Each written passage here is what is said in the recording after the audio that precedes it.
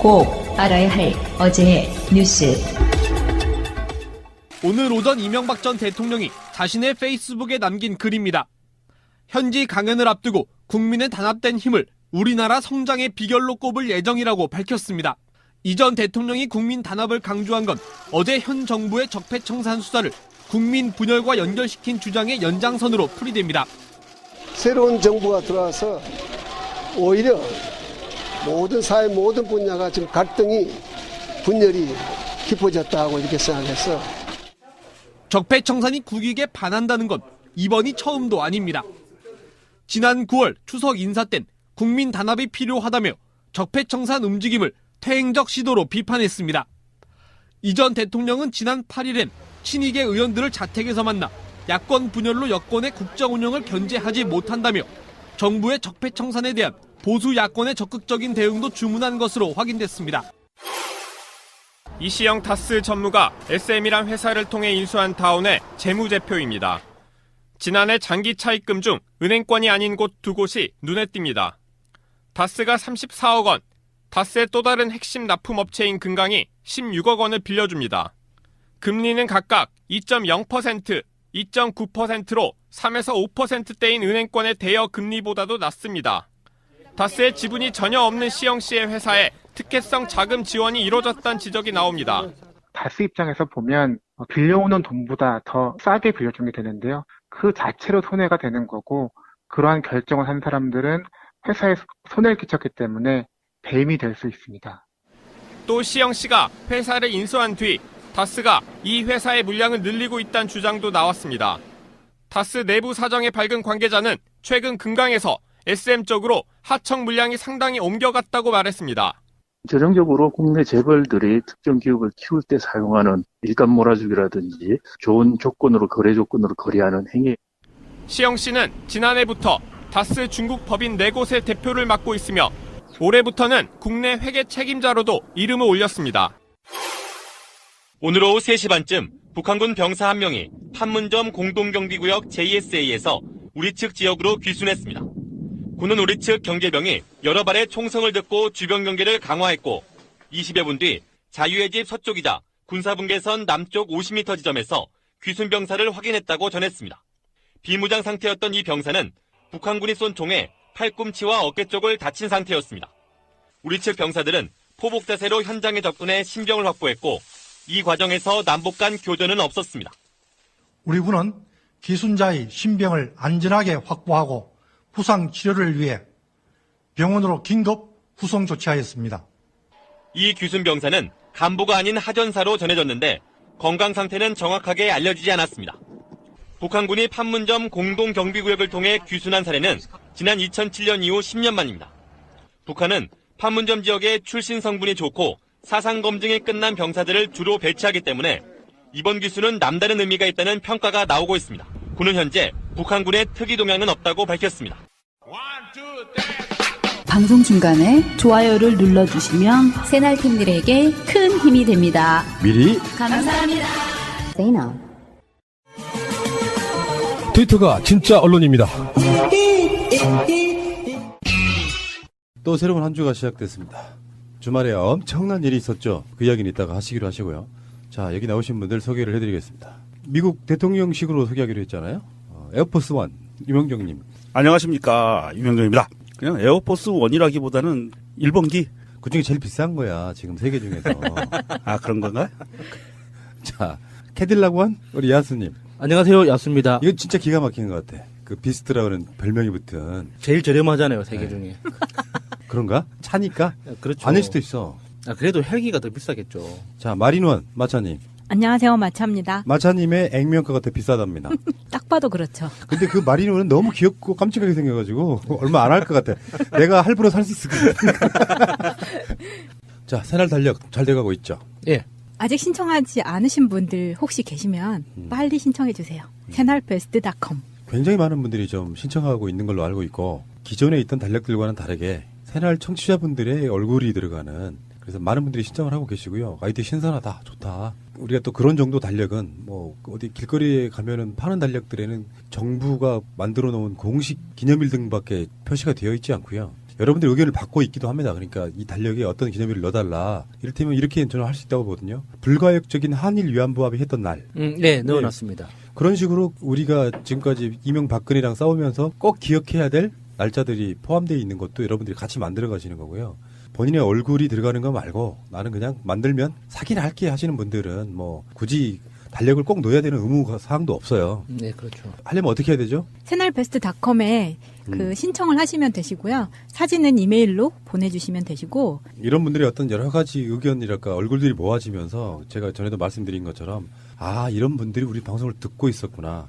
막연하게 막 수십만 명의 얼굴이 떠오르는 게 아니고 얼굴 한 분 한 분의 얼굴을 보면 아 이런 분들이 듣고 있었구나라는 책임감이 훨씬 더 커지는 측면. 네, 제가 느끼는 재미를 이 들으시는 방송 들으시는 분들도 좀 느꼈으면 좋겠어요. 맞아요. 그 사연은 아니지만 메시지 남겨주시는 것과 사진을 보내주시는데 그 사진을 볼 때마다 새로워요. 재밌거든요. 꼭 한번 느껴보시길 바랍니다. 알겠습니다. 많은 분들 참여 바라고요. 며칠 남지 않았습니다. 새날 SAENALBEST 새날베스트.com 뭐 그것도 귀찮다 하시면은 팟빵 생활나라든다 공지사항에 보시면 새날 달력 신청하기 란이 있고요. 며칠 남지 않았습니다. 제도로서의 민주주의가 흔들리고 구타는 일은 이제 없습니다. 민주주의가 밥이고 밥이 민주주의가 되어야 합니다. 이명박 바레인 나갈 때 생중계 다 보셨죠? 네. 안 보신 분은 나쁜 사람들이에요. 생중계로는 못 봤는데 네. 나중에 이제 그 유튜브에서 찾아봤어요. 그 생중계 전 장면을 보고 싶었어요. 얼마나 변했는지. 그동안 이명박의 비주얼이 그 멀리서 포착된 것들밖에 없었잖아요. 가까이서 이렇게 찍힌 게 없어가지고 어떻게 변했는지 그 보고 싶었는데 너무 젊게 보여가지고 놀랐습니다. 머리 심었다는 얘기도 있고 네. 그런 사람들은 관리 무지하게 해요. 돈이 몇 조 단위가 아니라 그거보다 뭐 곱하기 100배, 1000배 정도 있을 텐데 뭔 못하겠어요. 제 생각에는 이명박이 대통령 하기 전과 그 후에 이명박 재산은 사실상 우리나라 가장 돈 많은 사람으로 저는 등극했을 거라고 봅니다. 그렇죠. 아, 이건희보다 더 많이. 아, 당연히. 이건희는 무슨 대통령도 안 해본 거예요. 아, 이건희 그 양반은 자기 거 없어요. 뭐. 그러니까 2천만 원 그냥 현찰로 찾아가지고 그 뭐 여자분들한테나 드리는 정도의 그 정도 수준밖에 안 돼. 한 나라를 주무르시는 분인데 사자방. 근데 차에서 내리자마자 이렇게 코트를 자기 손으로 벗지도 않잖아요. 저는 그 장면에서부터 빈정이 확 상하더라고요. 근데 이제 그 이명박이 공항에 딱 내리니까 이제 이명박 구속을 외치시는 분들, 이분들이 이제 계셨고, 이명박이 여러 가지로 할 수 있었거든요. 할 수 있었는데, 사실은 인천공항에 가면은 기자회견 할 수 있는 공간이 있어요. 원래, 유명한 사람들, 들락날락 할 때. 근데 그 기자회견 형식을 빌지 않고, 차에서 내리자마자 이제 일종의 포토라인 같은 데 서서, 인천공항이 검찰청사로 느껴지더라고요. 그러니까 이게 어떤 그 4차원의 세계를 역류하면서 경찰청사를 들어가기 전에 뭔가 인천공항이라고 하는 곳에서 잠깐 순간이동을 해서 바레인을 갔다 온 뒤에 다시 들어가면 검찰청사 이렇게 그런 느낌이었다고. 그러니까 기자회견의 형식을 빌면 좀 판이 좀 걸어집니다. 기자들이 막 질문할 거 아닌데 그 질문에 답을 다 하게 되면 자기가 답해야 되는 불편한 내용들이 너무 많이 나올 거라고. 네. 그러니까 이제 야외에서 나는 야외 결혼식 정말 해보고 싶었는데 살면서 꼭 한번 해보고 싶어요. 근데 후레쉬를 킬 수가 없잖아요. 본인이 눈부시니까 기자들한테 후레쉬 좀 다 꺼달라고 했잖아요. 그게 난 더 웃기더라고. 아 잠깐만 이야기 나온 김에 이 기자님들 꼭 참고 좀 바랍니다. 이런 방송은 오디오 방송이잖아요. 네. 그렇다 보니까 음원만 집어넣어야 돼. 근데 그 셔터 소리가 너무 커가지고 보통 이만한 사안에서 소리가 안 들릴 정도야. 아니 그 우리나라 기자들이 언론사 특히 이제 그 언론사들이 사진을 찍잖아요. 네. 아니 장비를 좀 좋은 거 사줘요. 아니 요즘 셔터 소리 안 나는 카메라 얼마나 좋은 게 많은데 특정 상표를 얘기하기는 힘든데 셔터 소리 안 나는 좋은 카메라들이 있어요. 나 편집하다 가끔씩 욕 나올 때 있어요. 비디오는 자막 처리하면 대충 알아먹어. 네. 근데 이 오디오 방송은 이 셔터 소리가 시도 때도 없이 나니까 내가 태어나 처음으로 이명박이 하는 말에 공감만 했다. 눈이 부시니까 좀 꺼달라고. 그게 지금 후레쉬 이야기하는 거잖아. 자 어쨌든 간에 그 이명박이 저는 그 느꼈습니다. 정말 떨고 있구나. 네. 그 이야기는 잠시 후에 다시 오겠습니다. 그러나 지나간 6개월 적폐청사라는 명목으로 보면서 이것이 과연 개혁이냐 감정풀이냐, 정책 보복이냐, 이런 의심이 들기 시작했습니다. 긍정적인 측면이 부정적인 측면보다도 훨씬 크다는 것을 우리가 알아야 합니다. 부정적인 측면은 개혁해 나가되 긍정적인 측면은 이어나가야 합니다. 군의 조직이나 정보기관의 조직이 무차별적이고 불공정하게 다루어지는 것은 우리 안보를 더욱 위태롭게 만든다, 저는 이렇게 생각하고 있습니다. 자, 이명박이 나가면서 뭐라고 했는지 길지도 않으니까요. 우리의 다용도로 쓰고 있는 우리 마린원. 이명박을 뽑은 죄로 입장 전문을 읽도록 하겠습니다. 자제의 마음으로. 평생 하셔야 될 거예요. 그 마음은. 저는 새로운 정부가 들어오면서 일말의 기대를 하고 있던 사람 중에 한 사람입니다. 어떤 기대를 하고 있었을까? 난 이게 궁금해. 이 말 자체가 거짓말이죠. 일말의 기대가 아니라 그냥 예의상 좋은 사람 뽑혔다고 생각했습니다. 이 정도 말이겠죠. 이명박의 생각은 일말의 기대라고 하는 부분이 방점이 있는데, 난 안 건드릴 거야. 맞아, 그거예요. 그런 느낌이고, 여기서 일말의 기대라고 하는 거를 여지없이 깨주는 게 박근혜 당선시키려고 문재인 후보 떨어뜨리려고 얼마나 많은 개지랄을 했습니까. 네. 무슨 기대를 내. 설마 난 안 건드리겠지. 이런 기대였겠지. 시발놈아. 이 욕설은 내가 삐처리 안 한다 내가. 그러나 지난 6개월간 적폐청산이란 명목으로 정부가 하는 것을 보면서 이것이 과연 개혁이냐, 감정풀이나 정치보복이 아닌가 하는 의심이 들기 시작했습니다. 여기 이 부분에서 좀 본인이 당황하는 게 있는데, 이게 감정풀이나 정치보복은 지들이 한 거고요. 문 대통령이 분명히 얘기했어요. 이거는 적폐라는 것은 개인에 대한 부분이 아니고 이것은 시스템에 관한 부분이다. 오랫동안 쌓여왔던 우리나라의 시스템에 관한 부분이기 때문에 적폐청산은 시대의 과제다라고 얘기를 했고요. 이 부분에 대해서 청와대에서도 그때 발언을 100일 취임 기념식인가에서 나온 발언이에요. 그 발언을 인용하고 청와대에서도 얘기를 했어요. 이건 누구를 겨냥해서 어떤 개인에 대한 보복 아니에요. 이거는 적폐청산이라는 거는 니들이 싸질러 놓은 쫑치는 거거든. 그러니까 지가 보기에 정치 보복이라고 강변을 한다고 해도 정치 보복이라고 자기가 받아들인다면 지가 한 짓이 있다는 뜻이잖아요. 그러니까 지가 한 짓이 아무것도 없는데 나 억울해가 아니라 내가 한 짓이 이만큼 있으니까 지금 상황을 보복으로 받아들이는 거죠. 여기서 개혁이란 말 하잖아요. 과연 개혁이냐, 감정풀이냐, 이런 거. 이 사람들이 생각하는 개혁은 무엇일까요? 난 그게 궁금하더라고. 어디까지 하면 개혁이고 어디까지 하면 정치보복일까? 박근혜까지만 하면 개혁이고 자기 건드리면 정치보복이고. 맞네. 그렇구나. 제목 이명박 박근혜까지 건드리면 개혁이다. 자, 다음. 이런 것은 국론을 분열시킬 뿐만 아니라 중차대한 시기에 우리 외교 안보에도 도움이 되지 않고 세계 경제 호황 속에서 한국 경제가 기회를 잡아야 할 시기에도 도움이 되지 않는다고 생각하고 있습니다. 정말 욕 튀어나오지 않습니까? 욕 튀어나옵니다. 지금 어제 오늘 나온 그 여론조사를 보면은요. 여론조사 기관마다 약간의 편차들은 있는데 문재인 대통령 국정수행 지지율이 70에서 80%예요. 이명박 수사라도 한 75%쯤 돼요. 네. 그 김정숙 여사 지지율이 문재인 대통령보다 더 높아요. 추월했어요. 이거 어떻게 해석해야 돼요? 이게 국론 분열이라는데. 그러니까 국론 분열은 얘네들이 얘기하는 국론 분열은 15%가 너무 억압받는다. 아니 그 중에 모르겠다가 있어서 10% 정도예요. 10% 정도고 중차대한 시기에 우리 외교 안보에 도움이 되지 않고 이렇게 표현했는데 아니 이번 외교 안보 행보에 전 세계가 극찬을 보내고 있거든요. 그러니까 아까 명준이 표현대로 똥 싸질러 놓은 거 지금 외교 부분에서도 열심히 치우고 있고요. 이명박을 잡아넣는 것이 국제 경쟁력 강화에 굉장히 도움이 돼요. 아니 이명박 구속하면 아마 김정은이가 바로 그 서울 방문한다고 얘기할 수도 있어요. 외교 안보라고 하면 또 우리가 좀 빡치는 게 천안함부터 시작해서 외교 안보의 무능을 제대로 보여준 사람들이고 한국 경제가 이명박 등의 적폐청산하면 기회를 잡아야 할 시기에 도움이 안 되겠습니까? 무슨 상관이 있다고 이게 지금.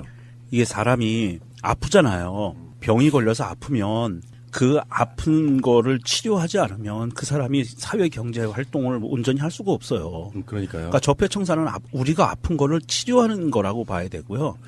이 치료하고 건강한 몸과 건강한 정신이 있어야만 경제도 활성화될 수 있고 외교 안보도 제대로 돌아간다. 이게 정상 아니겠습니까? 다음은 한 국가를 건설하고 번영하는 것은 매우 어렵습니다. 쉽지 않습니다. 그러나 파괴하고 쇠퇴시키는 것은 쉽습니다. 시간이 오래 걸리지 않습니다. 맞네. 이명박 반사. 이명박이 딱 그렇게 했잖아요. 이거를 낙검수에서 유체 이탈이라고 했잖아요.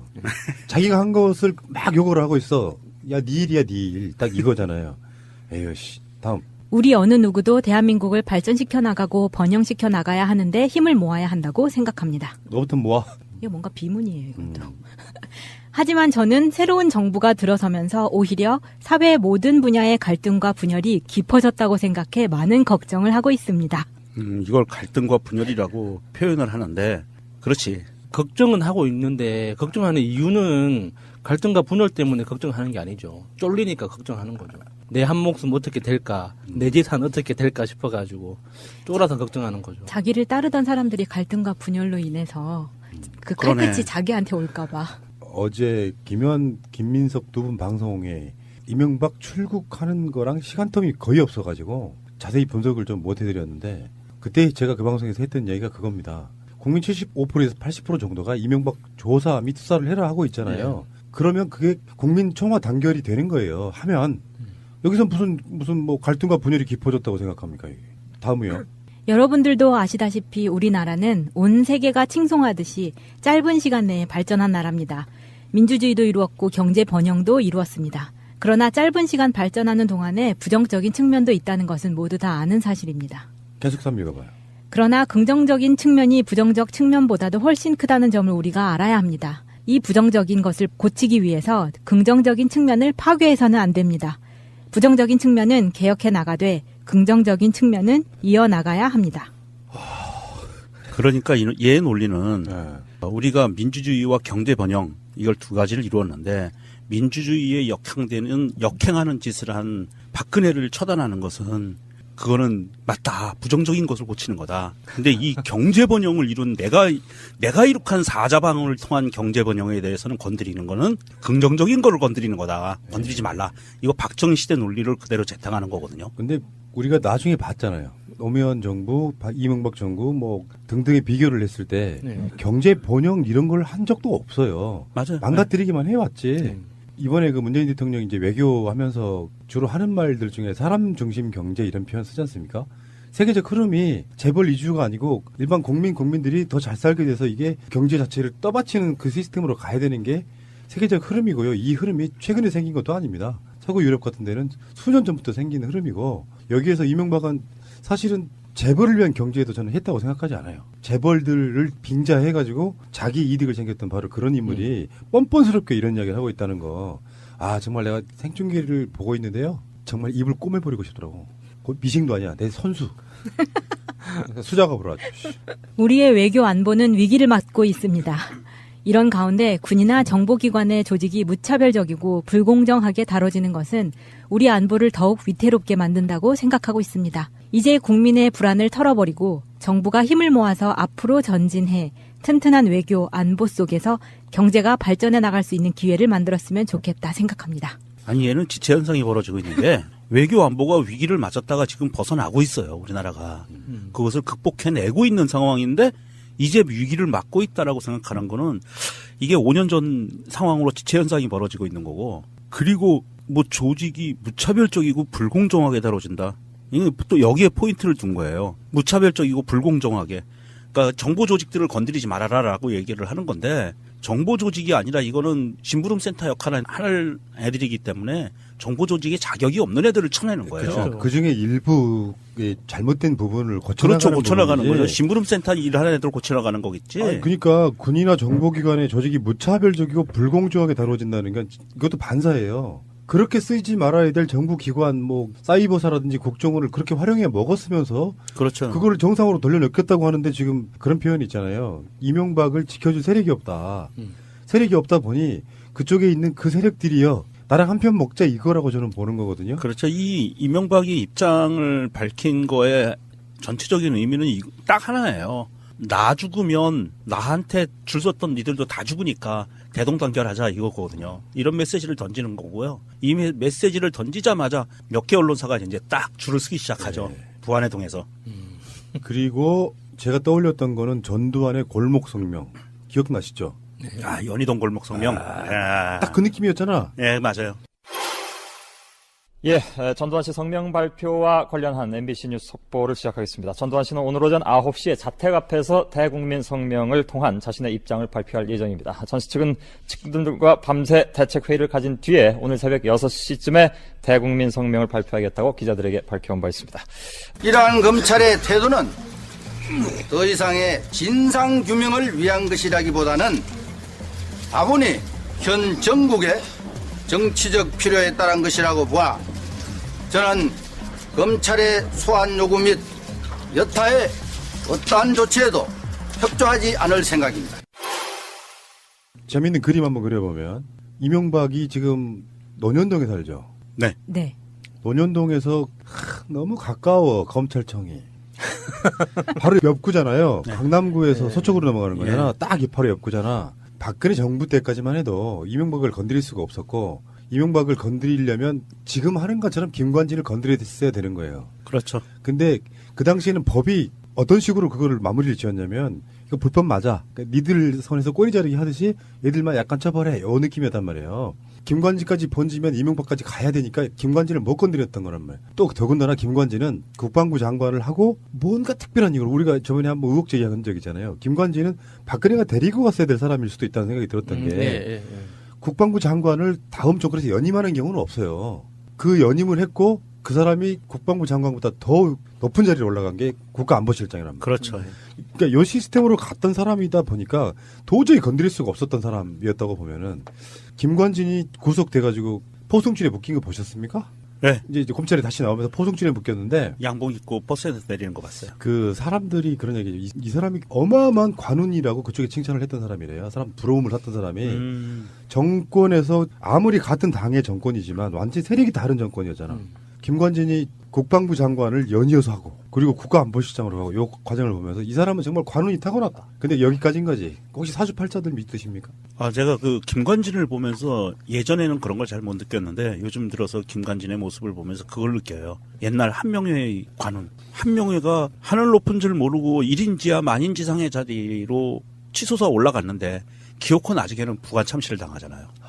결말이 좋아야 돼. 이명박도 저는 김관진이나 사주를 보면 똑같을 거라고 생각해.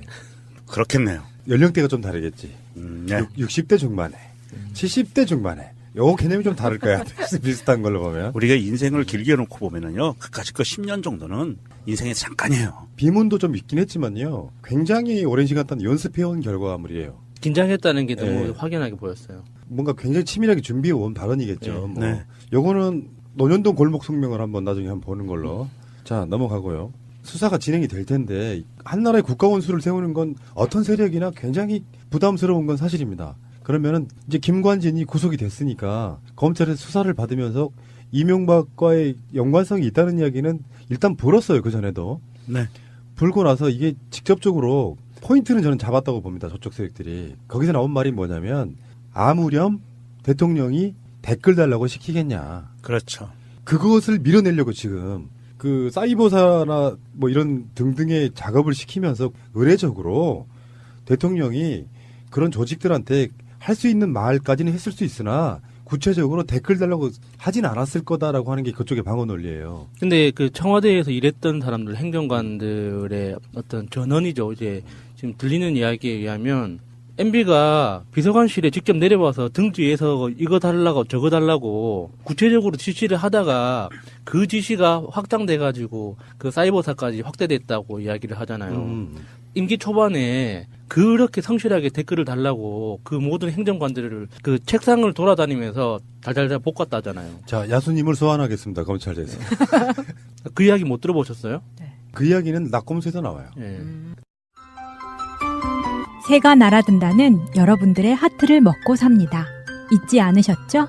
에피소드 제목을 누르고 플레이가 되면 오른쪽 위에 하트를 꾹 눌러주세요. 오늘도 감사합니다.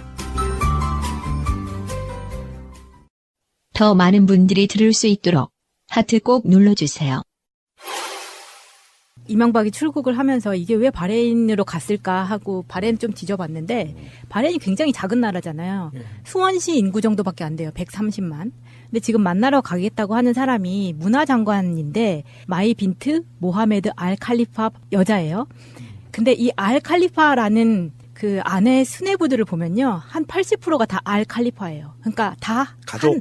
다 한 가족이라는 거죠. 그러니까 알 칼리파가 국왕이기도 하고 왕족이 이 사람이 40년째 집권을 하고 있고 이 나라는 세습군주제라서 의회도 해산을 해버리고 정당도 금지가 돼 있는 거예요. 다만 임기 4년에 자문의회가 있을 뿐인데 우리나라하고 관계는 76년에 수교를 했지만 그때 대사관을 만들고 나서 99년에 폐쇄를 하거든요. 근데 이명박 때 그러니까 2011년 말에 다시 주 바레인 대사관으로 승격을 시키면서 대사 관저를 만듭니다. 근데 그때 2012년에 대사의 대리로 꽂은 사람이 유준하라는 사람이에요. 나중에 이 사람을 대사로 승격을 시키기도 하는데 이 사람이 어떤 사람이냐면 MB 시절에 대북 정책 협력 과장을 했다가 외무부에서 그랬다가 청와대 국정기획수석실 및 의전 비서관실로 옮겨갑니다. 핵심이었네요. 네. 이런 사람을 데리고 나중에 굳이 바레인 대사관을 만들어서 그 대사 자리에다 꽂는 거예요. 왜냐하면 바레인이 너무 작다 보니까 이전에 왜 이 대사관을 없앴었냐면 나중에 사우디아라비아랑 그 합병을 시키거든요. 그래서 없었던 데인데 130만 이 나라에 굳이 바레인 대사를 다시 만들어서 자기 사람을 꽂았다는 거죠. 뭔가 냄새가 나네요. 그러니까 저수지가 거기 있네. 예. 사막의 오아시스 같은 게 있네. 그리고 바로 옆에 있는 그 두바이가 IFC, 그러니까 두바이 IFC가 국제금융센터, 거기가 전 세계적으로 조세 회피처나 이 불법 자금의 그 돈 세탁 그 근거지로 유명하다고 하더라고요. 네. 바레인도 마찬가지예요. 네. 그 텍스 헤븐이라고 하더라고요. 네. 영어로는. 조세 피난처 12위로 등록되어 있는 곳이 바레인이고 최근에 이거는 팩트를 체크하지 못했지만 트위터에서 돌고 있는 이야기들 중에 사우디아라비아 왕자들이 지금 처벌을 받고 있는데 이게 바레인에 돈을 숨겨둔 게 적발이 돼가지고 처벌이 되고 있다고 하거든요. 어제 방송에서 의혹 제기한 게 거의 사실에 가깝겠군요. 그러니까 그냥 가지는 않았을 거다. 네. 왜 그 먼 나라를 비행기 타고 그렇게 오랜 시간 동안 노구를 이끌고 굳이 꾸역꾸역 강연 목적으로 가야 되냐. 이명박이 직접 와야 되는 그 지문 이런 게 있었군요. 네. 그런 것 같아요. 홍채인식 이런 거. 그러니까 이제 그런 이야기 하잖아요. 기자들이 따라가야 된다. 따라가서 일거수일투족을 취재를 해야 된다. 네. 안 하잖아. 이 바레인이라는 나라는요, 우리가 아랍권 나라들 중에서 유일하게 술을 먹을 수 있는 나라고요. 돼지고기를 먹을 수 있는 나라예요. 뭔가 신기하네요. 야매 같은데. 그래서 실제로 사우디의 부호들, 왕족을 포함한 부호들이 바레인으로 유흥 여행을 간대요. 한잔하러. 한잔하라고. 그러니까 실제로 그런 나라고, 이 쿠웨이트나 이런 나라들은 바레인을 말할 때, 비하할 때 이렇게 얘기한대요. 술이 최고의 자원인 나라. 유흥 문화가 좀 발달했구나. 예. 그러니까 여기는 이 바레인이라는 데를 보면 전체 수출하는데 27%를 오일이 차지해요. 그리고 나머지는 그냥 다 미미한 거예요. 근데 이거보다도 더 최고로 쳐주는 게 술과 돼지고기다. 바레인은. 그러면 이명박이 과연 이런 나라 가서 무엇을 할까요? 정말 아까처럼 조세 회피처 더하기 이 나라는 경제 구조 자체가 어떤 산업적인 경제를 갖고 있는 나라가 아니라 소비 향락적인 구조를 갖고 있는 나라예요. 그것도 아랍의 중심에서 가운데서. 확실히 뭐가 있네. 뭐가 그러니까 있죠. 예. 바레인이 가는 분명히 한 이유가 있는 것 같습니다.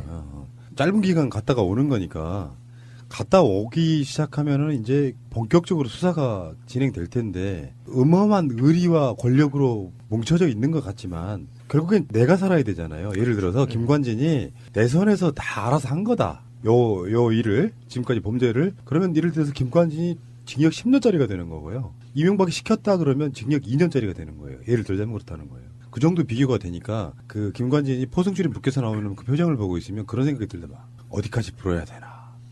그 생각 할 것 같은 그런 느낌이 좀 들어요. 엄청 침울해지는 거죠. 고민 많이 하고 있겠죠. 그리고 실제로 지금 얘네들이 쓰고 있는 전술을 보면 박근혜 때하고 똑같은 전술을 쓰고 있어요. 아까 푸른나무님이 얘기한 것처럼 내가 결제를 하는데 일일이 그거 하나하나 이거 댓글 달아요. 그리고 결제해 준 거 아니라 나는 그냥 전체적으로 업무 보고 받고 국정원 업무 전체에 대해서 결제해 주고 사인해 준 거지. 그거를 댓글 공작하라고 한 거 아니야. 이렇게 지금 논리를 펴고 있는데 이게 박근혜 때 썼던 논리거든요. 그리고 그 방송을 김관진이 봤으면 굉장한 배신감을 느꼈을 것 같아요. 거의 꼬리 자르기 식으로 얘기를 하잖아요. 예. 이명박이 그렇게까지 했겠느냐. 그렇지. 그러면 그래서 그 방송을 보고 빡친 김관진이 이제 마음을 돌려먹겠죠. 그럴 수도 있고요. 이게 박근혜 때 전형적으로 벌어졌던 상황인데 우리가 흔히 그랬죠. 박근혜 바보 만들기. 박근혜는 바보여서 아무것도 모르고 그냥 사인했다라고 했는데 이명박은 국가 원수가 그냥 크게 보고 그냥 사인한 거지 개별의 그 작전에 개입했겠느냐 이 논리거든요.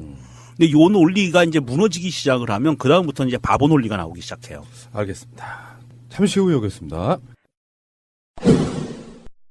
재밌는 이야기입니다. 이명박이 혀를 낼름거리잖아요. 이 사실 아 진짜 얘는 너무 비호감이에요, 진짜. 비주얼부터. 더러워. 근데 진짜 더러워요. 내가 아는 어떤 친구가 하나 있어요. 제가 좀 호되게 좀 다뤘던 지금 20대 한 중반쯤 되는 친구인데 친척인데 내가 맡아서 이렇게 뭔가 해야 될 시기가 있었어. 근데 그놈이 그런 과야. 거짓말 할 때마다 혀를 낼름거리고 이렇게 입술이 침 바르는 거지 간단히 말하면. 그래서 나온 말이 그거예요. 입에 침이라도 바르고 거짓말해라 이렇게 말하는 거잖아요. 혀에 침을 바르는 행동이 상당히 여러 가지 그걸 내포하고 있다고 하더라고요. 그러니까 단순하게 보면 겨울철이어서 지금 입술이 좀 말라가지고 입술을 촉촉하게 해야 말이 잘 나온다 이런 차원이 아니라 본능적으로 거짓말을 할 때 나는 여러 가지 행동들 중에 이런 거 있잖아. 사람의 품성은 나는 변하지 않는다고 보는 사람이에요. 이명박이 엄마가 오죽했으면 이명박이 때문에 가훈을 정직이라고 했겠냐고. 이게 이유가 있어. 실제로 어린애들 키울 때 못 먹고 못 살던 시절에는 하도 거짓말하고 용돈 타가고 막 이런 방식의 속을 끓이다 보니까 안 되겠다. 뭐 가훈이라고 대단한 뭔가를 걸어놓는 게 아니고 자, 너 때문에 오늘부터 우리 집안은 가훈이 정직이야 이렇게 이야기했을 수 있어요. 난 그렇게 보는데 그런 성향이 어렸을 때부터 만들어집니다. 엄마나 아버지한테 거짓말로 하려고 보면 문득 입에다가 침을 바르면서 하는 그런 행동들이 나와요. 그게 이 사람은 80년 다 되도록 그 행동을 유지하고 있는 거야. 그래서 3살 도둑이 뭐 80까지 간다 이런 이야기 있잖아요. 네, 저는 그 혀를 날름거리는 그 습관 자체가 거짓말의 어떤 일종의 신호라고 이렇게 알려져 있잖아요. 재밌게 봤던 미국 드라마 중에 라이 투 미라고 있어요. 거기 보면 거짓말 하는 사람들의 어떤 신체적 특징을 이렇게 추적해가지고 이렇게 처벌하는 그런 내용인데 왜 사람들이 거짓말할 때 그런 신체적 특징이 드러나냐면 인간은 어떤 내적인 욕망과 신체적인 표현이 일치해야지 안정감을 느끼거든요. 그러니까 거짓말을 할 때라도 내가 상대방이 거짓말이라는 걸 모를 거야라는 확신이 있어야지 내적인 안정감을 느낀단 말이죠. 그래서 거짓말할 때 코를 만지거나 다리를 꼬거나 뭐 팔짱을 끼거나 여러 가지 이제 신체적 그 제스처를 취해야 되는데 기자회견 같이 고정된 상황 있죠. 팔을 내리고 아무것도 만질 수 없는 상황에서는 어떻게든 이제 내가 거짓말을 성공했다는 신호를 드러내야지 이제 정신적으로 안정감을 느낀단 말이죠. 그 중에 가장 작은 에너지를 들이고 할 수 있는 게 대표적인 게 눈 깜빡이는 거. 그리고 혀 낼름거리는 거, 눈동자를 왼쪽 위로 치켜 뜨는 거, 뭐 이런 그 신호들이 있거든요. 보태기. 손석희 앵커가 그 뉴스 진행할 때요. 여러분 자세히 보시면은 꼭지가 바뀌고 자기한테 다시 카메라가 들어오잖아요. 그러면 예라는 말을 시작해요. 예. 그게 습관이었던 거야. 그게 안 하면 되게 이상해. 나도 좀 약간 비슷한 게 있어요. 그거 안 해보려고 엄청 노력하는 경우가 있는데 어떤 의미가 되냐면 몸의 신체 반응으로는 에라는 걸 시작해야 꼭지가 새롭게 시작되는 거. 그런 개념으로 보시면 되고 혀 낼름거린다는 표현보다는 정확히 말하면 혀로 입술을 적시는 거거든요. 거짓말을 해본 사람만이 아는 그게 있어요. 상대한테 반응을 보는 막간의 타임이에요, 이게. 뭔가 열심히 막 말을 해놓고 침을 바르는 순간에 상대방의 반응을 보는 거예요. 그게 몸에 배어서 본능적으로 거짓말할 때는 침을 입술에 바른다. 진실로 말을 하잖아요. 그러면 상대방의 반응을 볼 필요가 없어. 그냥 계속 한다고. 이명박이 그 혀를 낼름거리는 행동을 두 가지로 해요. 한 번은 혀를 오른쪽으로 내밀어서 왼쪽으로 입술을 훑습니다. 아니 원래 이명박이 그 특징이에요. 오른쪽으로 내밀어서 왼쪽으로 훑는 거는 입술을 적시는 행동이에요. 막간의 타임에. 요거는 연애할 때 생긴 버릇이 아닐까?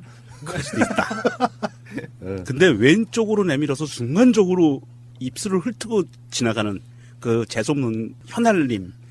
그거 왼쪽에서 나오는 거는요. 요거 할 때 꼭 이슈를 던질 때 해요. 그러니까 쉽게 얘기하면 우리가 지금 거짓말 할 때라든지 아니면 뭔가 공작을 해야 될 때 뭔가를 내가 강하게 소신을 갖고 밀어붙인다는 거를 보여주고 싶을 때 요때는 혀가 왼쪽에서 나옵니다. 그러니까 자세히 분석을 해보시면 예전부터 이명박은 정말 입술을 적실 때는 오른쪽으로 혀를 내밀어요. 그리고 혀가 모양이 둥그렇게 나와서 훑고 지나가요. 근데 거짓말할 때는 혀가 뾰족해지면서 쥐혀처럼 나와가지고 왼쪽으로 나와서 훑고 지나가요. 저 지금 울고 있어요. 너무 감동. 요거 잘 보시면 돼요. 그러니까 이거에 유명정님의 이명박 혀놀림에 관한 거찰. 그렇죠. 박사학위 논문도 하나 나올 수 있겠구나.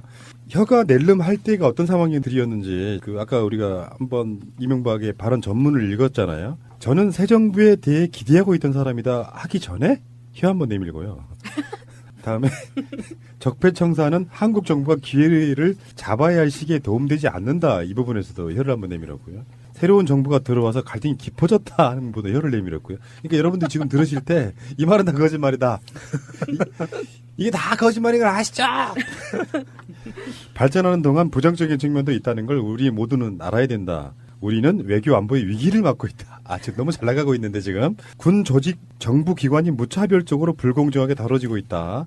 정부가 힘을 모아서 앞으로 전진해야. 그래서 혀를 총 7번 이렇게 내밀었다고 하는데 그 어떤 부분이 거짓말이라는 표현보다는 이명박이 발언했던 그 전문 자체가 거짓말이라고 보는 게 맞을 것 같아요. 그중에 특정한 시점들에서 혀를 내밀었다는 게 이게 거짓말이냐 아니냐 분석하는 건 사실 의미가 없어요. 그렇죠. 전체적으로 다 거짓말하고 있다 이런 생각이 좀 드는 거고.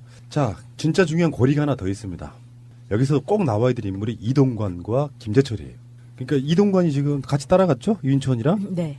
이명박 정부에 있어서 김관진은 댓글이라든지 그런 정치 공작의 하수인이었다고 하면 이동관은 일종의 박근혜 정권 때 이정현하고 약간 같은 역할이에요. 그렇죠. 언론 홍보수석 조정 개념으로. 그래서 왜 김재철이 청와대 부근에서 유독히 음식을 많이 쳐드셨단 말이야. 김재철이. 네. 예. 그리고 청와대 불려가서 조인트 맞았단 말은 이 언론계에 다 알려진 얘기예요. 이제 그 실행을 한 당본인 당연하지. 홍보수석이니까. 언론 담당이잖아요. 그래서 김관진 다음에 소환될 사람이 이동관이라는 설이 가장 유력해요. 그 부분에 있어가지고는 그 언론 장악이라든지 언론 블랙리스트 이런 부분은 다 이동관의 작품일 가능성이 높은데 그래서 이동관이 이명박의 언론 담당답게 지금 이명박이 바레인으로 가기 전에도 그 이야기를 막 했는데 법에서 인정된 유죄 댓글은 0.45%다. 그런데 실제로는 1.15%란 말은 지금 그 법에서 유죄로 인정된 거, 그러니까 허술한 수사 속에서도 인정된 게 0.45% 이렇게 주장하고 막 이런 그러니까 정확하지도 않은 팩트를 갖고 계속 모면해 보려고 하는데 이 상황에서 이명박이 바레인으로부터 들어오면 며칠 안에 이동관이 블랙할 가능성이 좀 높다라고 보거든요. 그렇죠. 아마도 지금 이제 이런 그 어떤 범죄 혐의를 잡고 수사를 할 때는 말단 조직부터 치고 들어가는 거거든요. 그래서 점점 올라가는데 김관진이를 친 상태에서는 이제 그 이명박의 턱 밑에까지 올라가 있는 상태고요. 이동관을 치게 되면은 거의 이제 콧등까지 올라간 거라고 봐야 되죠.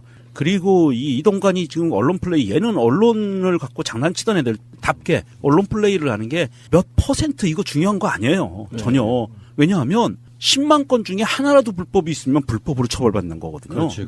이건 몇 퍼센트의 개념을 갖고 얘기하면 안 되는 거예요. 하긴 했단 얘기죠. 그렇죠. 하긴 했다는 거니까 처벌받는 건 정당한 거예요. 그래서 이 여전히 이거 언론 플레이질을 하고 있다.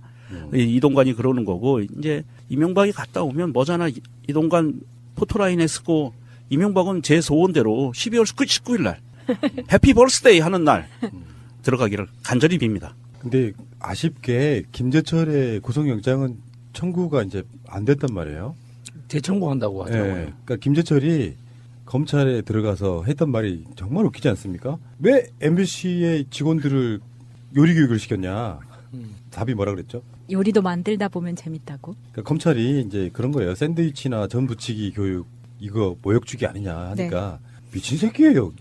샌드위치도 만들면 재밌다라고 하는 게 언론인들도 사실은 우리가 뭐 과도한 기대를 하는 건지 모르지만 사실상 언론인들도 직장인이잖아요. 그러면 자기가 10년을 했던 20년을 했던 평생 해온 일을 안 시키고 교육이라고 갔는데 이제 샌드위치 만드는 요리 교육 같은 거 받고 있어요. 거기서 드는 모멸감은 사실은 존재 가치를 완전히 부정당하는 거거든요. 내가 그래도 대 MBC에서 뭔가 사명감을 갖고 그렇죠. 더군다나 그 교육한 사람들은 다 나름대로 그 PD 뭐 이런 전문 직종들이죠. 김재철의 그런 식의 MBC 파괴되는 거에 대해서 반대했던 사람들이 가는 그렇죠. 거잖아요. 네. 근데 샌드위치도 만들면 재밌다 이렇게 말하는 거 김재철을 왜 그 가끔씩 인터뷰나 검찰 들어갈 때 이야기하는 거 혹시 보신 적 있어요? 정상으로 보이세요? 아주 무식해 보여요. 무식하기도 이상해요. 하고 엄청 비열해 보이는. 그러니까 이게 언론인이라는 품격은 단 그러니까 1%도 없는 스타일이야. 그리고 권력이 부르면 쪼르르 달려가가지고 예 알겠습니다는 전형적인 간신 스타일. 그래서 말하는 거 보면 뭐 나는 MBC를 장악할 의도도 없었고 장악할 수도 없고 막 그러면서 일사천리로 뭔가 말을 쏟아내는데 이자가 했던 짓 생각해보면 기억나잖아요. 법인카드 들고 가가지고 어떤 여자분과의 그 로맨스. 청와대 근방 주로 맛집을 다 섭렵하신 분. 이분은 내가 보기에 맛 칼럼니스트를 해야 돼요. 알고 보면 로맨티스트예요. 그 청와대 근처에서도 그렇게 식사를 이동관하고 같이 많이 한 거는 둘이서 맛을 보러 다니기 위해서 청와대 근처에 식당이 많기는 하지만 비싼 집이잖아요. 아니 거기 뭐 분식집도 있긴 있어요. 자, 그 권력이라는 거 사실 이런 거 있잖아요. 우리 일반인들한테 내가 아는 사람이 하다못해 가까운 친척 하나라도 어디 검찰청에 검사로 있어. 어디 국회의원이야. 청와대 직원으로 있어. 그 권력 지향적인 삶을 살아온 게 한국인들 특성 중에 하나예요. 솔직히. 그러니까 그 사람들의 후광 효과, 낙수 효과 이런 것들을 보고 막 살았단 말이에요. 그런 유혹 떨치기 사실 어렵다는 거 저도 압니다.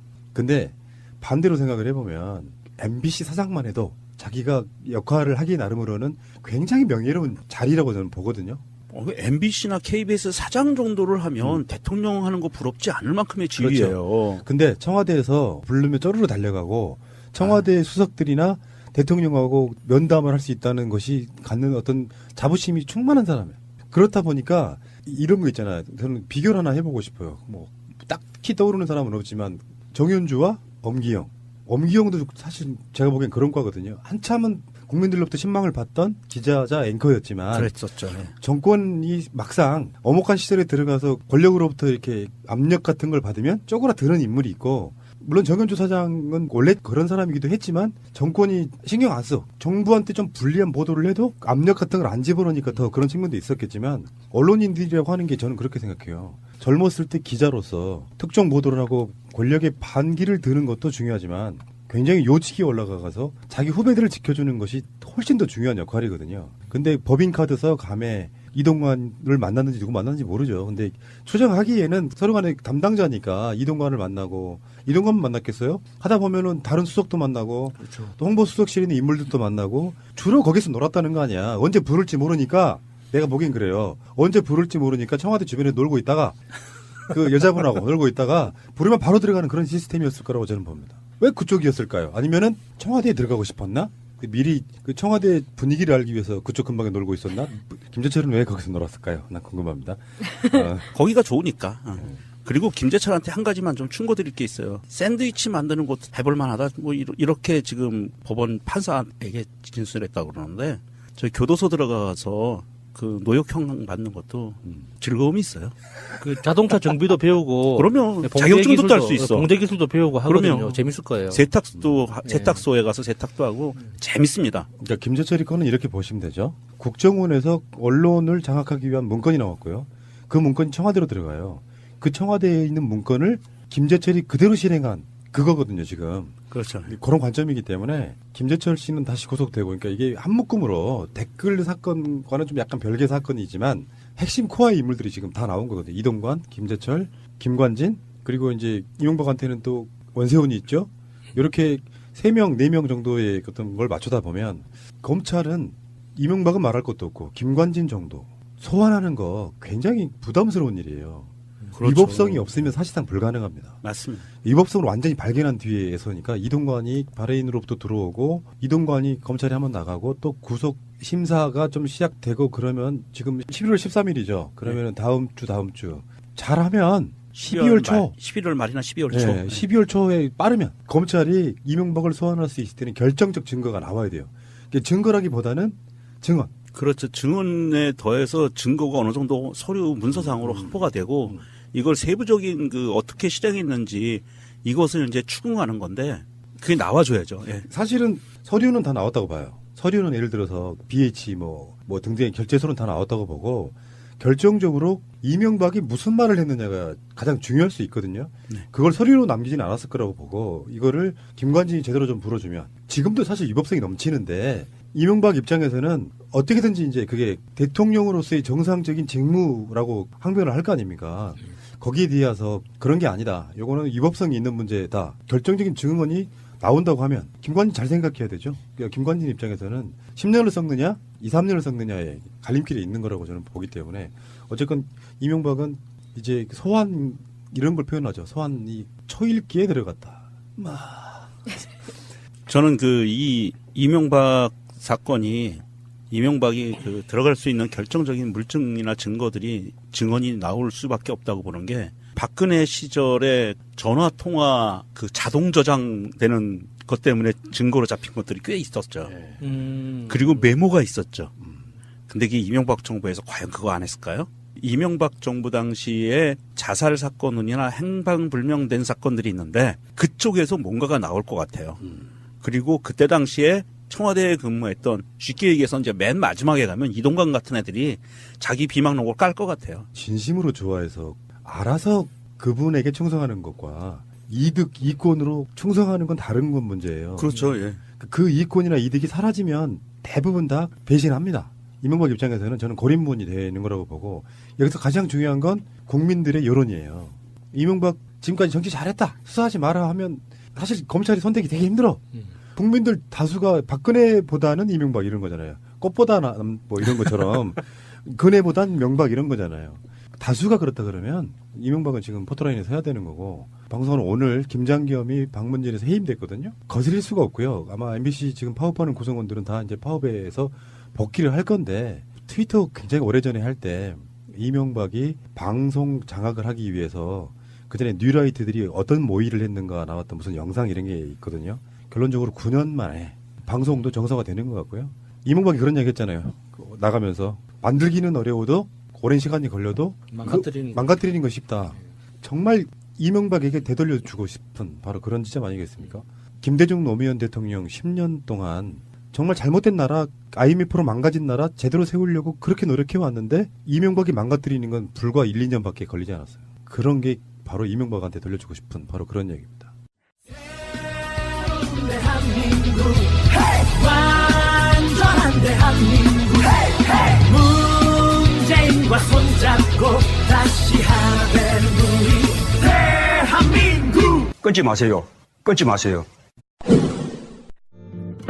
안녕하십니까. 가슴에 담아온 작은 목소리 김영호입니다. 2018년도 대학 수학 능력 시험이 꼭 엿새 앞으로 다가왔습니다. 오늘 작은 목소리의 주인공은 올해 대학 수학 능력 시험을 치르는 조금은 특별한 수험생들인데요. 이분들이 특별한 이유는 인생의 황혼기에 아름다운 도전을 하고 있는 평균 나이 61살의 만학도들이기 때문입니다.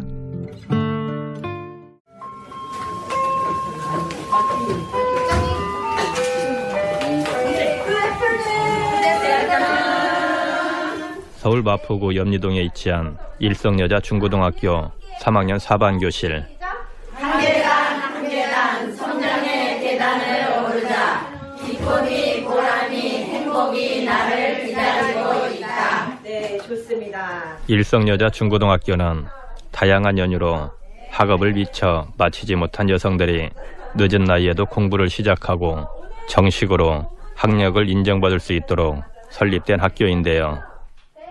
머리가 하얗게 새고 얼굴에는 주름이 진 늦가기 학생들이지만 그 어떤 학생들보다도 초롱초롱한 눈빛으로 수업에 열심입니다. Charity brought hope.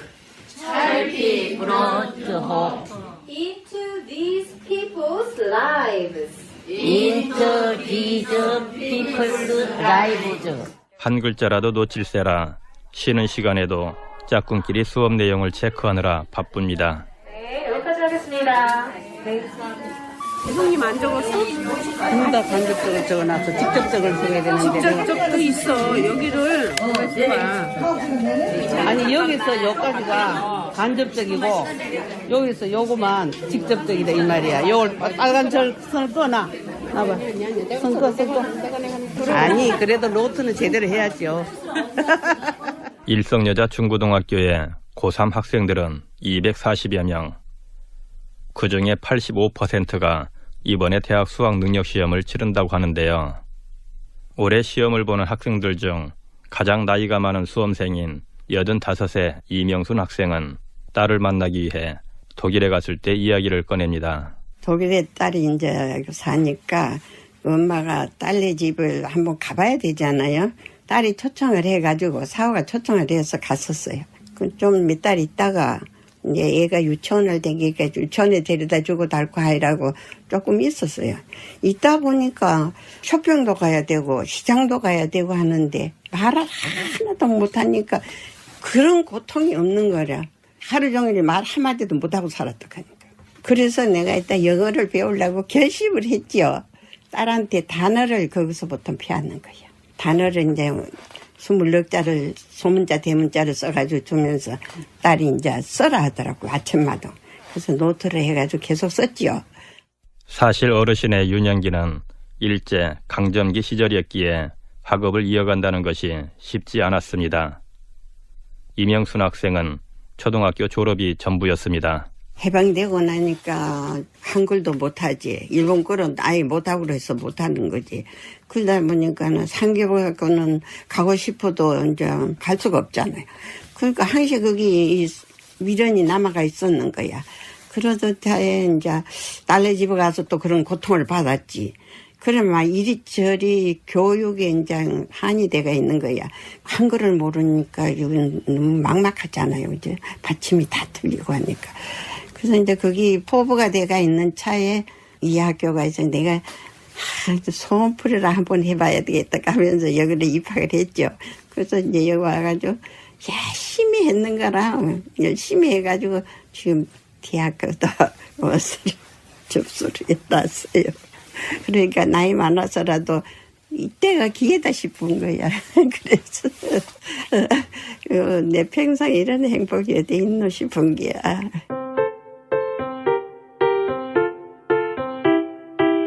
공부를 하는 지금이 내 평생에 가장 행복한 일이라고 고백하는 이명순 어르신.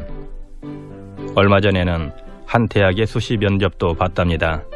외국어, 일본어, 영어, 중국어 면접했는데 선생님이 묻더라고요. 왜 이거를 지망을 했느냐고 묻대요. 그래서 내가 여기 와서 보니까 전부 젊은 사람하고 팔팔 하는데 이 나바는 사람이 저 애들하고 따라가겠나 싶어가지고 걱정스럽다 하기에는 배우면 됩니다. 걱정하지 마세요. 이렇게 그래서 자신 있었지요. 그래서 거 가서 운이라고 면접 보면서 선생님들하고 웃었어. 한번 딱 웃기면 잣도 웃고 왔다 하기에는.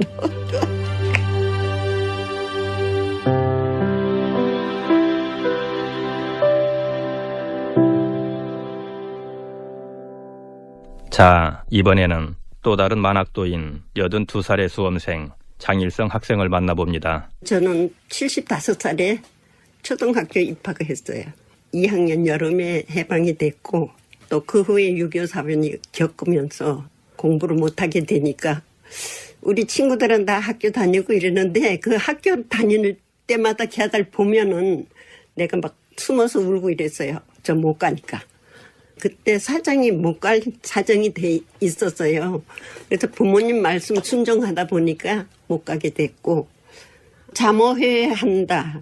애들이 이제 뭐 공부를 잘해서 반장이 됐다. 뭐 이러면 자모들이 나가서 모든 걸 다 하기는 하지만 내가 모르고 하는 행동하고 내가 알고서 대접하는 행동하고 틀리잖아요. 그런 게 너무 안타까웠어요. 저 스스로가. 누가 안타깝다 하는 게 아니라 내 스스로가 그걸 너무 죄책같게 생각하고 살았거든요. 그래서 어떻게 되든지 내가 시간만 있으면 내 인생을 내가 다시 살아보겠다.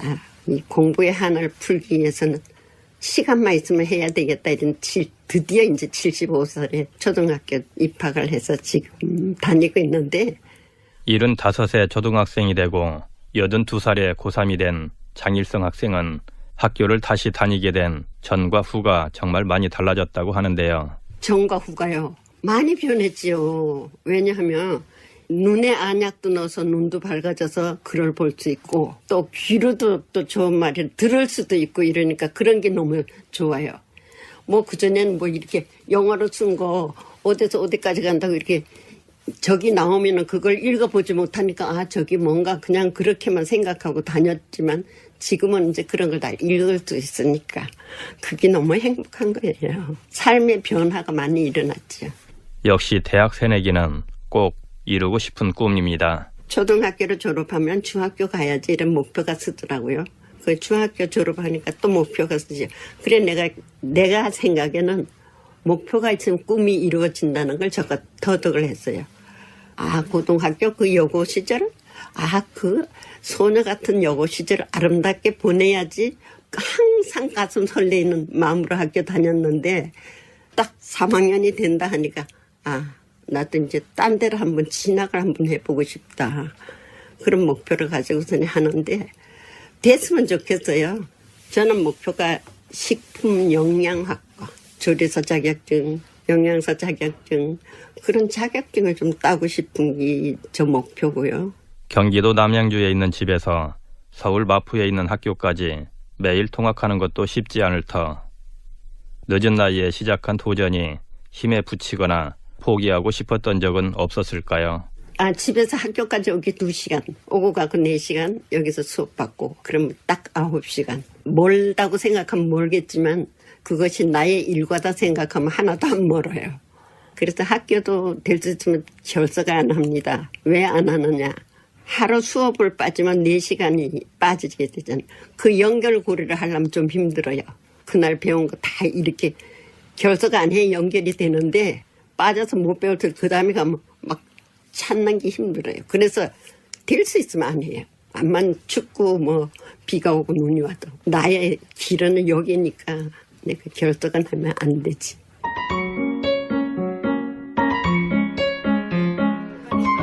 자, 몰랐어요. 마음에 결정하셨어요? 자, 거기 보면은 뭐가 나와있어요? 호헌, 철폐, 독재, 타도, 사회성 호소치라고 되어 있죠? 그럼 이거 딱 누구랑 연관이 있는 걸까요? 전두환. 그렇죠. 우리 국민들이 약속을 다 일어났죠. 그렇지. 그게 바로 뭐예요?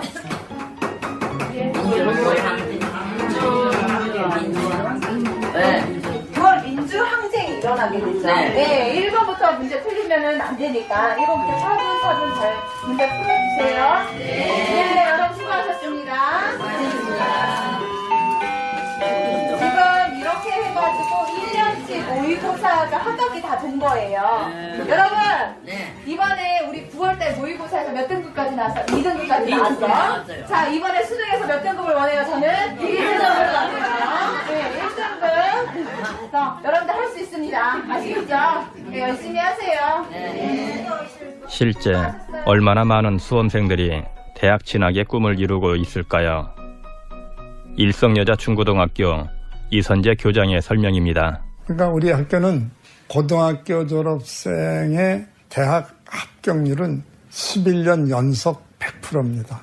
작년에 이대 합격한 친구도 있고 서울의 4년제 대학에 붙은 친구도 있고 여기 통계가 나온 게 있는데 작년 졸업생이 224명이었거든요. 고등학교 졸업생이. 근데 4년제 대학에 40명, 전문대학에 184명. 다 붙었지 뭐. 그 비결은 역시 만학도들의 학업에 대한 열망 그리고 열정이었습니다. 이 사람들은 공부를 아주 하고 싶은 사람들이거든요. 하나 예를 들면은 공부 못한 게 한이고 서러움이고 고통이고 불편이고 부끄러움이고 이루 말할 수 없는 것들을 다 가지고 있어요. 그런 것들을 전부 가슴에 안고 있던 분들이어서 공부를 시작을 하게 되면 미치는 거예요. 그러니까 자기가 그것을 좋아서 하고 싶어서 거기에 빠져드니까 성과는 나타나는 거죠. 여기 사람들은 숙제를 내주면 방학 숙제 내준 거 안 해온 사람 없어. 다 해와요. 그러고도 뭐라고 쓴 사람들이 있느냐 하면 즐거운 방학 숙제 끝. 새벽 1시 이렇게 쓸 정도로 공부에 대해서 거부감을 가지고 있는 게 아니에요. 우리가 여기 9시 돼야지 수업을 하거든요. 근데 7시 전에 와가지고 문 안 열어준다고 그래요. 그러니까 학교가 얼마나 오고 싶고 얼마나 하고 싶어서 그러는가 하는 그 심정을 우리는 이해할 수 있어요.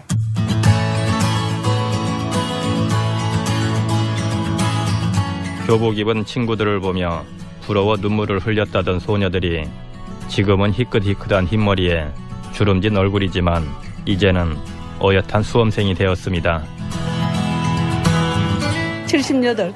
옛날에 내가 중학교 다니다 중퇴했어요. 64년 전에. 다른 형제들은 다 대학을 나오는데 내만 못 나와서 맞다리라 가지고. 그래서 공부하고 싶은 차에 여기 일성여자중고등학교가 TV에 나오더라고. 잊어버리지도 않는다. 2015년 3월 16일 날 나왔어요. 나왔는데 그걸 보고 내가 그 이튿날 3월 17일 아침 일찍 여기 8시까지 와가지고 입학했어요. 7학년 2반인데 복지관에 가서 어르신들 있는 거 좀 도와주면서 그럼 나도 좀 하고 싶어요. 그래서 나도 이거에서 복지과를 선택을 하고 한 거거든요. 장래 희망은 손자하고 대화하는 거. 영어로. 현아, 할머니 며칠 안 있으면 이제 수능 합격된다. 축복해줘. 할머니 수능 합격하기로 응원해줘. 현아 사랑해. 나 장일성 여태까지 잘해왔으니까 수능 볼 때도 열심히 해서 좋은 결과 가졌으면 좋겠어. 장일성 화이팅! 전국의 모든 만학도 수험생 여러분, 여러분의 도전을 응원합니다. 혹여 그것이 그저 도전에서 그친다 하더라도 너무 실망하지 마십시오. 그 시작, 그 용기만으로도 지금까지의 여러분의 삶은 충분히 아름다우니까요. 가슴에 담아온 작은 목소리, 83번째 이야기, 평균 나이 61살, 만학도들의 아름다운 도전. 지금까지 구성의 조승엽, 연출의 권수림, 저는 김영호였습니다. 꼭 알아야 할 어제의 뉴스. 오늘 오전 이명박 전 대통령이 자신의 페이스북에 남긴 글입니다. 현지 강연을 앞두고 국민의 단합된 힘을 우리나라 성장의 비결로 꼽을 예정이라고 밝혔습니다. 이 전 대통령이 국민 단합을 강조한 건 어제 현 정부의 적폐청산 수사를 국민 분열과 연결시킨 주장의 연장선으로 풀이됩니다. 새로운 정부가 들어와서 오히려 모든 사회 모든 분야가 지금 갈등이 분열이 깊어졌다고 이렇게 생각해서 적폐청산이 국익에 반한다는 건 이번이 처음도 아닙니다. 지난 9월 추석 인사 땐 국민 단합이 필요하다며 적폐청산 움직임을 퇴행적 시도로 비판했습니다. 이 전 대통령은 지난 8일엔 친이계 의원들을 자택에서 만나 야권 분열로 여권의 국정 운영을 견제하지 못한다며 정부의 적폐청산에 대한 보수 야권의 적극적인 대응도 주문한 것으로 확인됐습니다. 이시영 타스 전무가 SM이란 회사를 통해 인수한 타운의 재무제표입니다. 지난해 장기 차입금 중 은행권이 아닌 곳 두 곳이 눈에 띕니다. 다스가 34억 원, 다스의 또 다른 핵심 납품업체인 금강이 16억 원을 빌려줍니다. 금리는 각각 2.0%, 2.9%로 3에서 5%대인 은행권의 대여 금리보다도 낮습니다. 다스의 지분이 전혀 없는 시영 씨의 회사에 특혜성 자금 지원이 이루어졌다는 지적이 나옵니다. 다스 입장에서 보면 빌려오는 돈보다 더 싸게 빌려준 게 되는데요. 그 자체로 손해가 되는 거고 그러한 결정을 한 사람들은 회사에 손해를 끼쳤기 때문에 배임이 될 수 있습니다. 또 시영 씨가 회사를 인수한 뒤 다스가 이 회사의 물량을 늘리고 있다는 주장도 나왔습니다. 다스 내부 사정에 밝은 관계자는 최근 금강에서 SM 쪽으로 하청 물량이 상당히 옮겨갔다고 말했습니다. 전형적으로 국내 재벌들이 특정 기업을 키울 때 사용하는 일감 몰아주기라든지 좋은 조건으로 거래 조건으로 거래하는 행위. 시영 씨는 지난해부터 다스 중국 법인 4곳의 대표를 맡고 있으며 올해부터는 국내 회계 책임자로도 이름을 올렸습니다. 오늘 오후 3시 반쯤 북한군 병사 1명이 판문점 공동경비구역 JSA에서 우리 측 지역으로 귀순했습니다. 군은 우리 측 경계병이 여러 발의 총성을 듣고 주변 경계를 강화했고 20여 분 뒤 자유의 집 서쪽이자 군사분계선 남쪽 50m 지점에서 귀순 병사를 확인했다고 전했습니다. 비무장 상태였던 이 병사는 북한군이 쏜 총에 팔꿈치와 어깨 쪽을 다친 상태였습니다. 우리 측 병사들은 포복 자세로 현장에 접근해 신병을 확보했고 이 과정에서 남북 간 교전은 없었습니다. 우리 군은 기순자의 신병을 안전하게 확보하고 부상 치료를 위해 병원으로 긴급 후송 조치하였습니다. 이 귀순 병사는 간부가 아닌 하전사로 전해졌는데 건강 상태는 정확하게 알려지지 않았습니다. 북한군이 판문점 공동경비구역을 통해 귀순한 사례는 지난 2007년 이후 10년 만입니다. 북한은 판문점 지역에 출신 성분이 좋고 사상검증이 끝난 병사들을 주로 배치하기 때문에 이번 귀순은 남다른 의미가 있다는 평가가 나오고 있습니다. 군은 현재 북한군의 특이 동향은 없다고 밝혔습니다. 방송 중간에 좋아요를 눌러주시면 새날팀들에게 큰 힘이 됩니다. 미리 감사합니다. 트위터가 진짜 언론입니다. 또 새로운 한 주가 시작됐습니다. 주말에 엄청난 일이 있었죠. 그 이야기는 이따가 하시기로 하시고요. 자, 여기 나오신 분들 소개를 해드리겠습니다. 미국 대통령식으로 소개하기로 했잖아요. 에어포스 원 유명정님. 안녕하십니까, 유명정입니다. 그냥 에어포스 원이라기보다는 1번기. 그중에 제일 비싼 거야, 지금 세계 중에서. 아, 그런 건가요?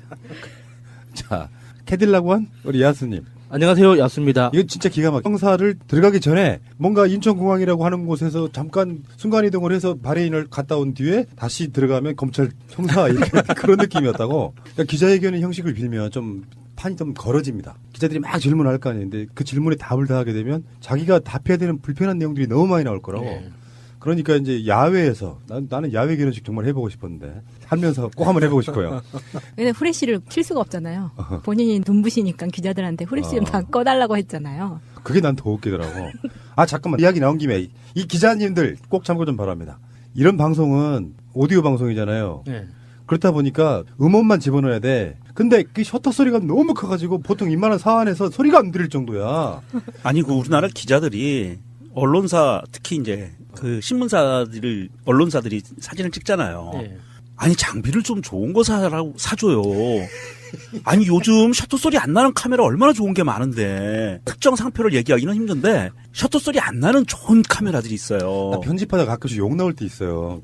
비디오는 자막 처리하면 대충 알아먹어. 네. 근데 이 오디오 방송은 이 셔터 소리가 시도 때도 없이 나니까 내가 태어나 처음으로 이명박이 하는 말에 공감만 했다. 눈이 부시니까 좀 꺼달라고. 그게 지금 후레쉬 이야기하는 거잖아. 아. 자, 어쨌든 간에 그 이명박이 저는 느꼈습니다. 정말 떨고 있구나. 네. 그 이야기는 잠시 후에 다시 오겠습니다. 그러나 지나간 6개월 적폐청산이라는 명목으로 보면서 이것이 과연 개혁이냐, 감정풀이냐, 정치적 보복이냐 이런 의심이 들기 시작했습니다. 긍정적인 측면이 부정적인 측면보다도 훨씬 크다는 것을 우리가 알아야 합니다. 부정적인 측면은 개혁해 나가되 긍정적인 측면은 이어나가야 합니다. 군의 조직이나 정보기관의 조직이 무차별적이고 불공정하게 다루어지는 것은 우리 안보를 더욱 위태롭게 만든다, 저는 이렇게 생각하고 있습니다. 자, 이명박이 나가면서 뭐라고 했는지 길지도 않으니까요. 우리 다용도로 쓰고 있는 우리 마린원. 이명박을 뽑은 죄로 입장 전문을 읽도록 하겠습니다. 사죄의 마음으로. 평생 하셔야 될 거예요. 그 마음은. 저는 새로운 정부가 들어오면서 일말의 기대를 하고 있던 사람 중에 한 사람입니다. 어떤 기대를 하고 있었을까? 난 이게 궁금해.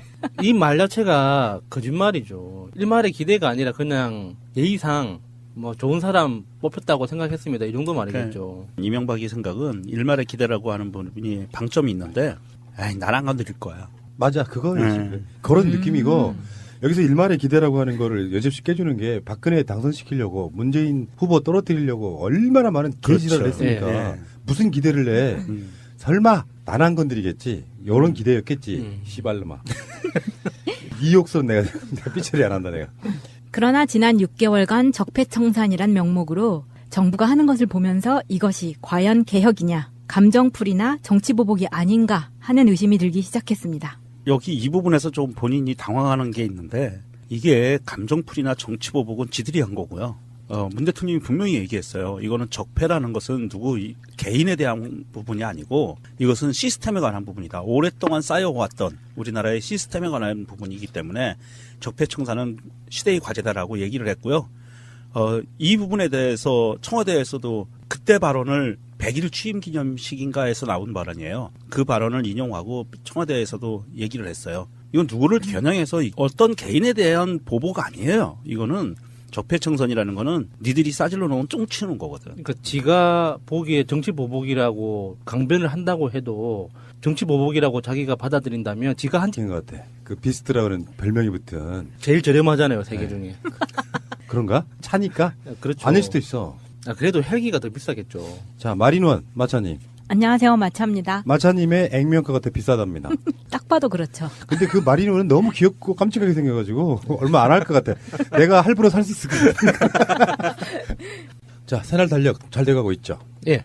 아직 신청하지 않으신 분들 혹시 계시면 빨리 신청해 주세요. 새날베스트.com. 굉장히 많은 분들이 좀 신청하고 있는 걸로 알고 있고, 기존에 있던 달력들과는 다르게 새날 청취자분들의 얼굴이 들어가는, 그래서 많은 분들이 신청을 하고 계시고요. 아이디 신선하다, 좋다. 우리가 또 그런 정도 달력은 뭐 어디 길거리에 가면은 파는 달력들에는 정부가 만들어 놓은 공식 기념일 등밖에 표시가 되어 있지 않고요. 여러분들 의견을 받고 있기도 합니다. 그러니까 이 달력에 어떤 기념일을 넣어달라. 이를테면 이렇게 저는 할 수 있다고 보거든요. 불가역적인 한일 위안부합이 했던 날. 네, 넣어놨습니다. 그런 식으로 우리가 지금까지 이명박근혜랑 싸우면서 꼭 기억해야 될 날짜들이 포함되어 있는 것도 여러분들이 같이 만들어 가시는 거고요.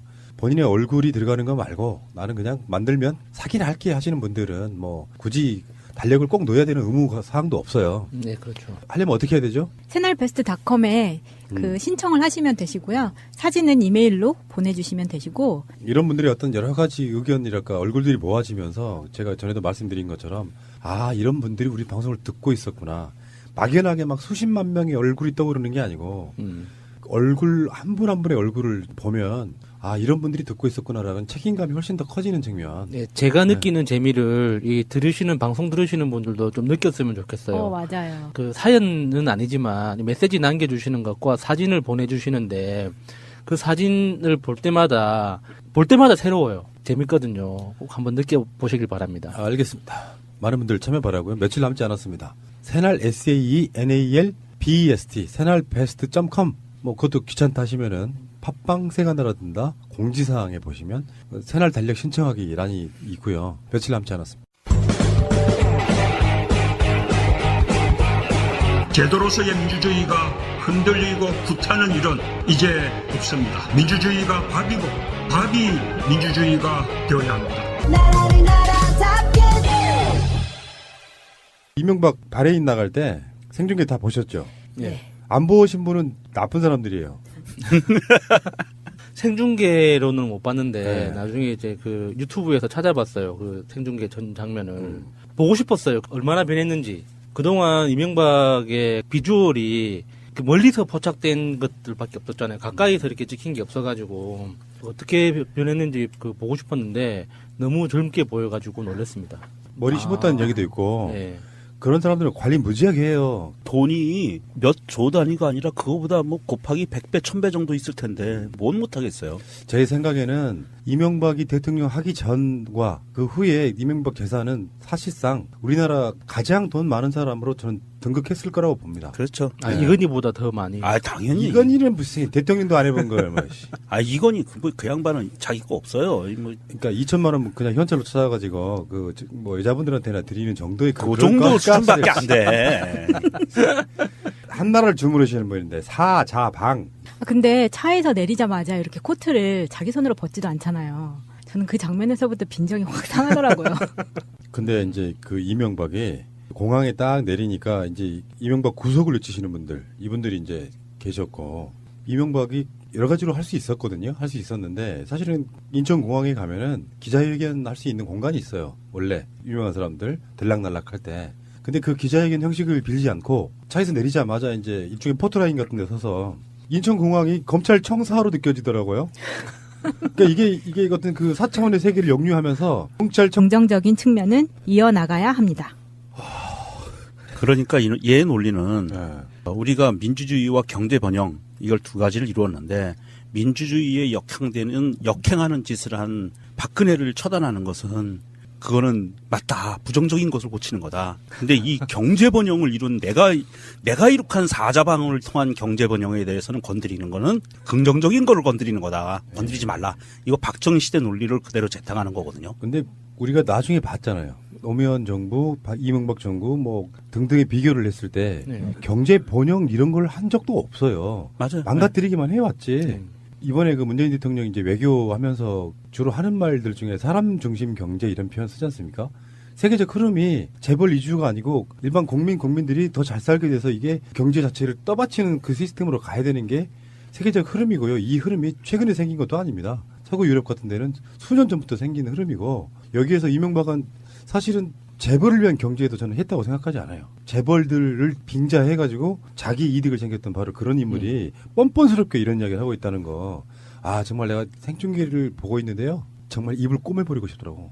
미싱도 아니야. 내 선수. 수작업으로 아주. 우리의 외교 안보는 위기를 맞고 있습니다.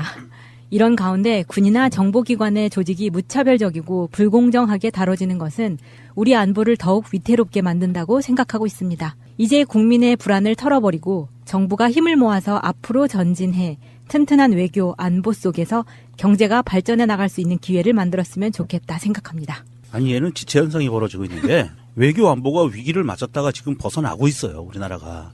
그것을 극복해내고 있는 상황인데 이제 위기를 맞고 있다라고 생각하는 거는 이게 5년 전 상황으로 지체 현상이 벌어지고 있는 거고 그리고 뭐 조직이 무차별적이고 불공정하게 다뤄진다. 이게 또 여기에 포인트를 둔 거예요. 무차별적이고 불공정하게.